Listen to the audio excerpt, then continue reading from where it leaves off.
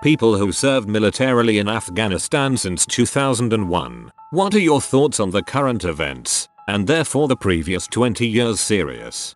Me when I left the military in 2010. This is going to turn into Vietnam, isn't it? I feel like it almost ended up worse. Me when I left the military in 2010. As a veteran myself who entered service in 2011, there was absolutely no one I served with that is surprised by the turn of events. They dropped their weapons and ran, which is exactly what happened in Iraq when ISIS showed up. Everyone knew it was going to end this way. Served 2 stints over there. I'm sad for the people who were optimistic that better days were ahead, but I also don't know of a solution that doesn't involve a permanent US military presence. The situation was pretty much fricked from the beginning. There was never a realistic plan. On one of my deployments I became friends with a Lebanese man who managed some of the workers on base. He told me that Americans think the world wants to be America, when most countries just want to be left to chart their own course. His words came back to me today watching Kabul. We had to leave sometime. That being said, there's a lot of good people getting killed right now as we speak because they put their necks out to help us while we were there. I think leaving those people to get slaughtered is downright despicable. To me it seems like a really fricked up way to pull out of this. Even the estimated numbers from January said if we just leave now they're gonna get fricked hard. 186, 000, 200, 000, not to mention the weak poor firepower of the Afghan army. The NATO knew they aren't gonna be able to hold it. I spent just over 4 years there as both military and a civilian. I understand the process of how we got there, why we did all the things we did, and ultimately why we failed. And I also understand the sunken cost bias and the need to break ties with Afghanistan in a definitive manner. However, this feels awful. This feels not only wasteful, but disrespectful in a soul-shaming manner, both to the Americans we sent there, and the people there who believed in us. So much fail, it's hard to comprehend. To answer for my stepdad, since he doesn't use this kind of thing, he honestly doesn't care anymore. He lost plenty of friends, still has trouble with loud booms, babies or pets crying, and some random other things. He doesn't talk about his time serving, and generally is antisocial. He just wants to be alone, and politics or news like this mean nothing anymore. I feel so sorry for all the people being abused by governments as cannon fodder. Once they're done they're left alone with a life in shambles. I feel sorry for your dad and for you too. Still hope he'll get better, if that means anything to you coming from a random stranger on the internet. It was a waste of my time and sacrifice. I helped cover the evacuation of an all-girls school one day when I was there. We were all called heroes that day for saving those girls' lives. Now they'll all be dead by Christmas. What a wasted effort. All of our time and sacrifice. Lives lost for no reason. I knew we were going to lose in 2004. We were talking to a local shepherd about the $25 million reward for Bin Laden. Asked him what he would do with $25 million. He said he would buy more goats. I looked at my buddy and said, we're gonna lose this war. I remember reading that people there could not grasp the meaning of such a reward, and that it would have been better to offer them something like a 100 goats, which was something they could understand and find useful. This was always the way this would end. The Taliban has always said they've got the watches, but we've got the time. All they had to do was survive. We couldn't stay there forever, and every weapon we gave to the local forces is now a Taliban weapon. They will be very well armed for decades to come. Yep. The firearms companies sold weapons to the Taliban too, which more than doubled their sales and revenue. This same exact method happened during the Civil War, where they sold weapons to both sides even though they are killing each other. Follow-up question for people. Is there any way, after we invaded, you could have seen this not turn out this way? Could this have been a fruitful nation building exercise if we had tried something different? Is this an issue with American military leadership or administrative engineering strategy? Did the Afghan people simply feel lukewarm at best to our idea of liberty of liberty of liberty of liberty of liberty of liberty of liberty of liberty of liberty of liberty of liberty? I was 7 when we invaded the country and obviously had no say in that choice. But I'm wondering if moving forward I as a voter need to learn lessons from this. To understand this, You need only understand that Afghanistan is not a nation state in any way that you understand it. There has never been an Afghanistan. It's mostly isolated mountain tribes. They have no connection to each other. They didn't reject democracy. There was never a nation to accept it or reject it in the first place. We went in because the Taliban would not hand over Bin Laden. He's dead now. After that, what were our conditions for victory? We assisted the Northern Alliance to just march down and kick out the Taliban and Al-Qaeda. Then what? The Afghani government had 20 years to cobble together a country. How much longer did they need? 5, 10, 100? As a country, we can't even agree to help our poorest. But we want to invest more in a country where we have no mission? I'm torn. 20 years. Over 2k service members gone. Over 2k families who only have pictures and video to remember them by. Mathematically speaking, that's 100 deaths a year for peace. Worth it? Should we wait and let more die so we don't fail? Should we have just nuked the country into a glass monument and prove to be the monsters they made us out to be? It's a situation where there is no correct option. Stay. We have to sink billions, trillions, more and lose more lives for a country who just can't come together. Leave? Anything gained is in the past tense. It's just a sucky call all around. I have some family and friends in the Midwest who served and were disabled in Afghanistan. The only ones who benefited are the masters of our military-industrial complex, not the people who went into harm's way. I miss being there a lot. Reasons for being there were obviously kinda dumb, but it gave my dumbass some purpose. I knew I was going to join the military when I was 6 years old. College was never even a serious consideration except maybe to be an officer. Afghanistan was a fight. It made being military feel real. Imposter syndrome is totally a thing for a lot of troops until they deploy to combat. The only thing is, even other military see you as an imposter until you hit a combat zone. Friendly, brotherly, but you still ain't crap until you have heard rockets inbound. Other than that, I even liked the countryside there. Gorgeous mountains, and beautiful fields in some places. The people were generally lovely as well. Sure, we had buttholes take shots at us, but life's funny like that sometimes. I would love to go back one day if it were peaceful and just explore Kabul as a tourist. Unfortunately, I don't think it will be peaceful in my lifetime, and that's a dang shame. Is the most interesting response I've seen here. I guess you develop a home-like feeling when you spend around 20 years at a place whether you really like it or not.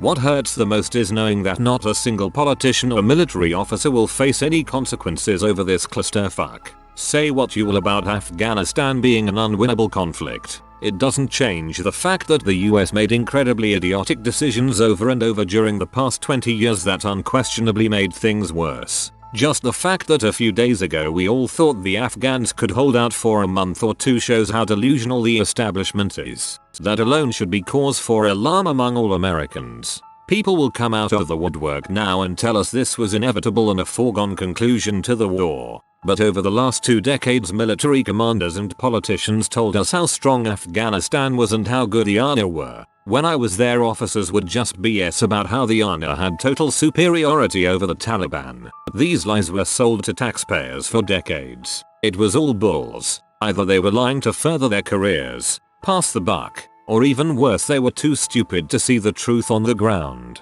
More than anything, I wish there could be public floggings for most of the US leadership over the last 20 years over this goat screw.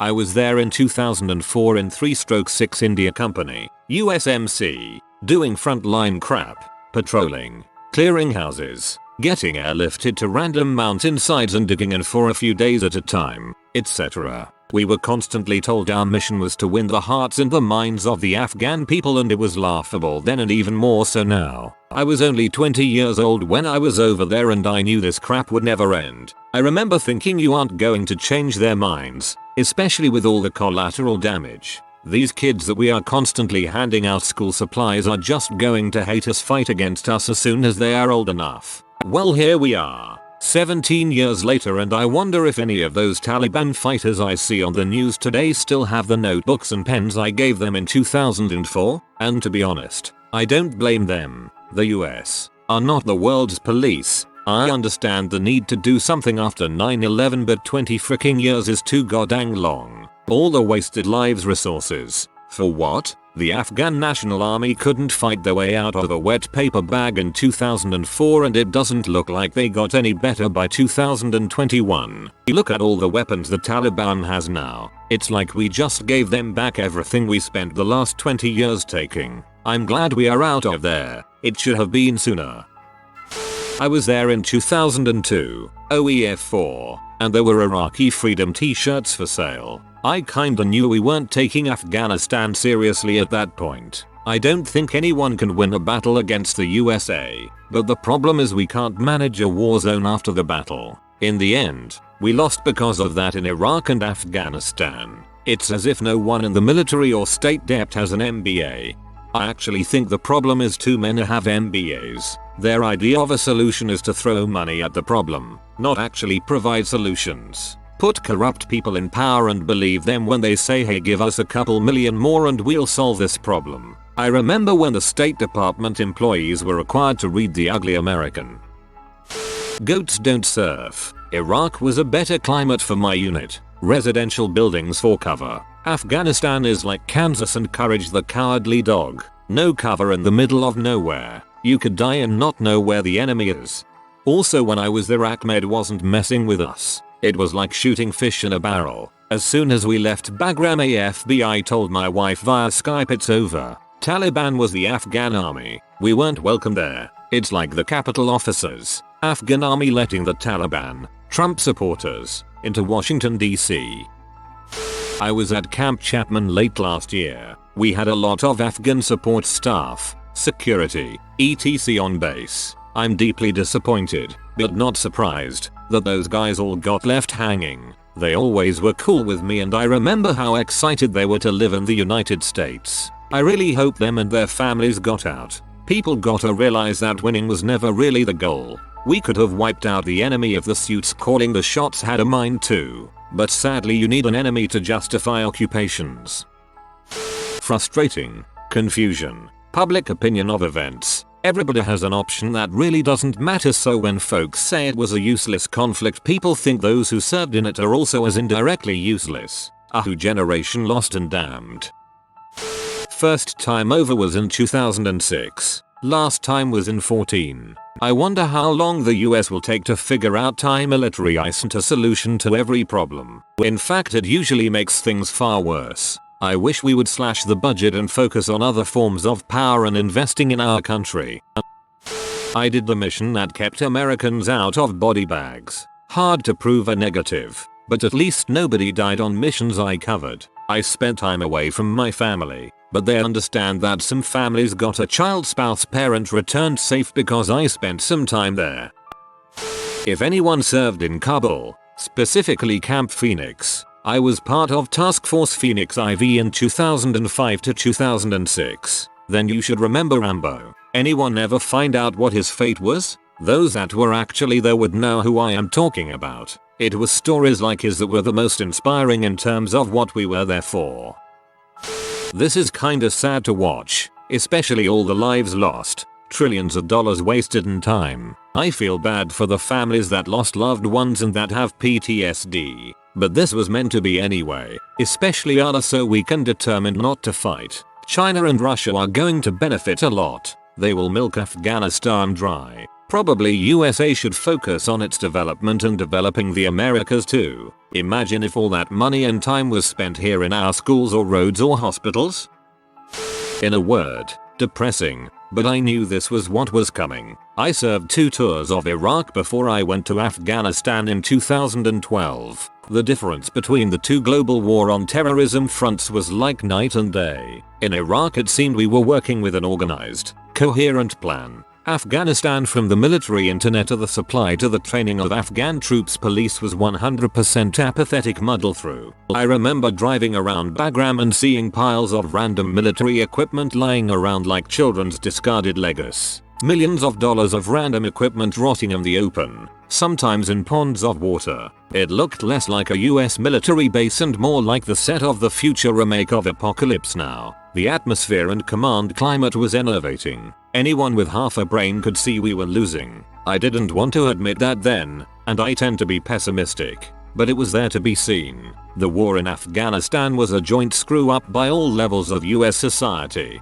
The Republicans that got us in there then shifted focus to Iraq. The Democrats that kept the ball rolling, or doubled down. The military for its strategic ineptitude. The US citizenry for their apathy. And myself for a mix of all that. The Afghans themselves bear some responsibility, but in truth Afghanistan is so colossally fricked up that in retrospect we could have taken out Osama bin Laden and left Afghanistan as it was and called that our revenge for 9/11. The lesson we need to learn, and we could have from Vietnam but didn't, is that the US should never enter a war unless it's declared war. Declared like in WW2, wage just as ruthlessly with a victory condition exit plan. Wage with the US civilian population, business, and government committed as much as the troops. Rationing, war taxes, a draft, no college exemptions, all of that. If the government and the people can't get behind that, then we don't go to war. If the president unilaterally deploys troops or forces abroad for more than 90 days without full authorization from Congress, he or she is automatically impeached.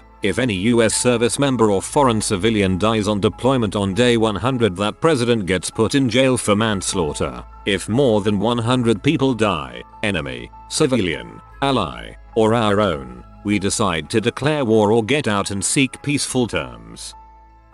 This was inevitable. The clowns who decided to nation build back in 2003 are to blame. Afghanistan will never be a viable modern state.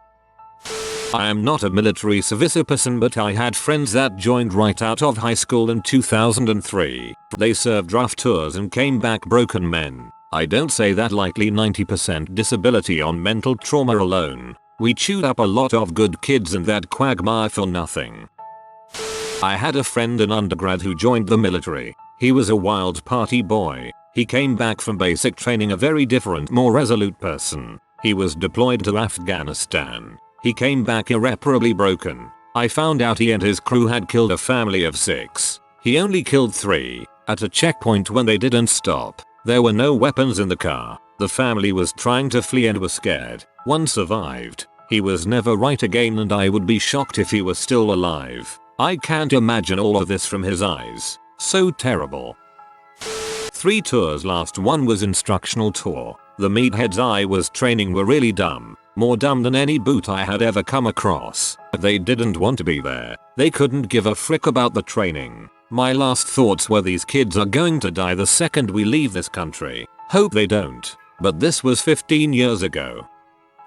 Anyone who was alive in the USSR in 1979 to 1989 could have predicted this. I served in the Soviet Army in 88-90, and we got a few people who were sent to us to serve out the rest of their time after getting out of Afghanistan. The day they announced Americans were getting in, I remember watching the news and thinking to myself, this is not going to end any different. The only difference is the Russians lasted only little over 9 years and lost over 15,000 people. Probably more. I am disheartened by it, by both the response of the Afghan fighters and the way we pulled out. The results are heartbreaking when I consider the way that females are treated there, among other things. Very sad and disappointed in my government. I feel that all the sacrifices made over the past 20 years, all the deaths, was for nothing. I hate it. I still have friends in Herat City, and now I fear that they will be targeted because their son was an interpreter for US Special Forces. This is devastating news, and I hope that President Biden will do something to protect the women and children of Afghanistan. I served in Afghanistan from June 2011 to 2012 in Kandahar City. I seriously thought we'd roll back in to save them like we did with Iraq against ISIS, but I guess not. A friend of mine who went to Iraq once told me a country like Iraq deserves a Saddam Hussein. Maybe since all this is so fresh and still unfolding and the utter incompetence of the ANA-op, I sorta feel the same way about Afghanistan. They deserve the Taliban. I am very worried about the Terps that were told they would be able to seek asylum in the US. I know the Biden administration was working on it, but they are not doing it fast enough. Also, the women and children, the young girls who were once in school, I know will suffer the most. I trust Biden getting them here, unlike the other guy. He would have abandoned them. I lost friends there. Death, injuries, ruined families' lives. divorces and infidelity due to deployment, and now, it isn't ending by letting the Afghans take over, and we keep enough of a presence to maintain relations, like bases in Germany and Japan after World War II. We ended like Vietnam, by letting the enemy we spent all this time fighting just take back over, while we run away. Granted, there was no right way to end this war, but this was the most strong way. I worked with the ARA and ANP, truly the laziest people I have ever met. I am not one bit surprised this happened. I went in 2010. When I got home I was debating who I hated more, the US Army cause they should fricking know better and did stupid crap, or the Afghans for having zero appreciation for anything we did. We tried. I for one know I busted my butt. I always tried to get money from the convoy bank and give some to the poorer women children. Our interpreters were key to assisting us. I hope they all get a chance to live in peace. We knew they ran across the borders to regroup, retool. They just waited us out. I gave my body youth, and I live with peace that I had the best intentions whenever I represented the US in training, educating others. 2004 to 2013 OIFTS 2/OFTS 2/Horn-of-Africax 1. I look back at my youthful idealism and credulity and think, you dumb butt. We were told we were fighting the Taliban. American people were told we were fighting the Taliban. The truth is that we were never fighting the Taliban. We were fighting an ideology. One that would not be defeated unless a majority of people in Afghanistan wanted it defeated. Think of it this way. If Spain invaded colonial America and told them they must adopt this constitution, the one we have now, would we have gone for it? Nope. Real change comes from within. External forces will always fail in this regard. This is the time to research those who commanded forces in Afghanistan and ensure you do not vote for them if they ever come up on any ballot whatsoever. Annoyed, I point to this crap when vets say I fight for your freedoms and go, really? Guy, is that what we did? Or did we light trillions of dollars on fire and waste lives over freaking nothing? You ever feel like all the fallen have lost their lives for absolutely nothing? I feel like if being slapped in the face over and over and it won't stop, I won't stop getting asked how I feel. With every question comes another blow. How many suicides will result of this? How many families feel betrayed? I sincerely believe I'm not alone. No surprise being as the ARA and ANP were Taliban. Pakistani and Afghan dudes looked a little alike and we could never be too sure who we were training. I think education would have done us better than any damn. I don't think we needed to be there in the first place. I mean, we created this situation. The US military being in Afghanistan was never going to fix the problem. Every president before Biden was just kicking the can down the road for the next president to deal with. Biden did the right thing and took one for the team by being that president. Doing the right thing isn't always going to make you look popular. Was at a memorial service this past weekend, and when the priest started talking about how wonderful heaven is, I immediately thought about this show. It definitely changed how I feel about eternity. Was at a memorial service this past weekend, and when the priest started talking about how wonderful heaven is, I immediately thought about this show.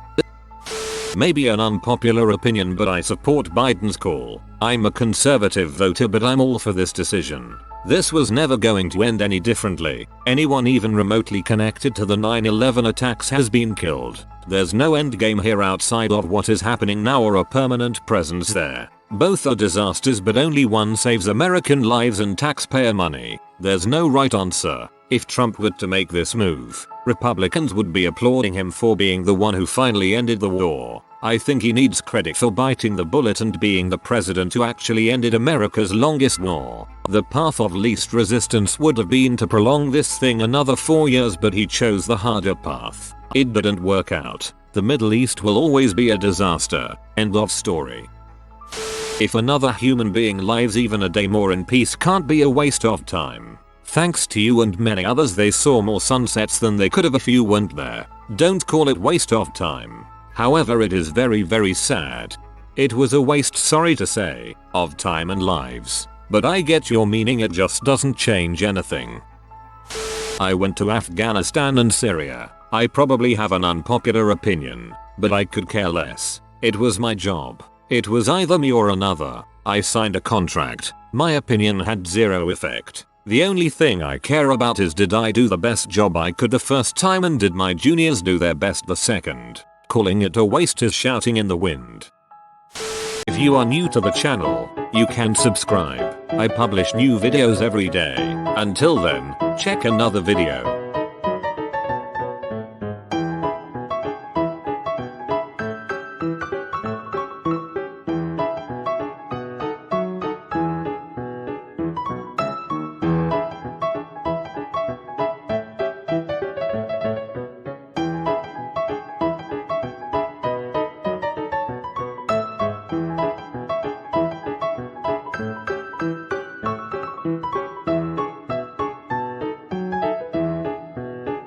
Bye for now.